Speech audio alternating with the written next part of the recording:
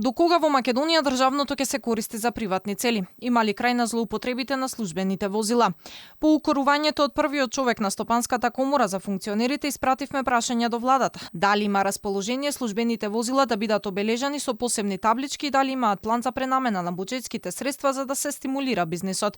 Од Илинденска нема одговор. Уште кога се кроеше државната каса за годинава, укажано беше дека непродуктивни трошења како дневници за патување и за службени возила се намалуваат, но очигледно ништо од тоа. Ќе воведите посебни таблици за службените возила. Службените возила ви се наоѓаат сабота и недела по нивите, по швалераи, по не знам каде недозволени активности. И ќе заштедите и тие пари ќе ги дајте за извоз.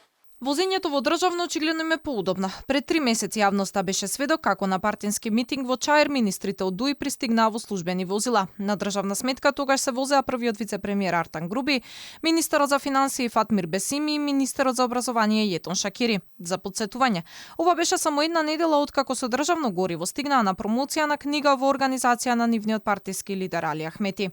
И ова не е единствениот пример. Првиот дипломат Бујар Османи во предизборието на партиските настани доаѓаше со службени автомобили. Тогаш реагираше и антикорупцијската комисија.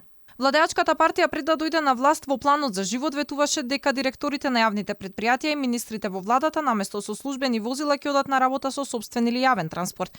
Но ниту во времето на поранешниот премиер Зоран Заев, а ниту сега не видовме ниту еден владин функционер да се вози во автобусите на ЈСП.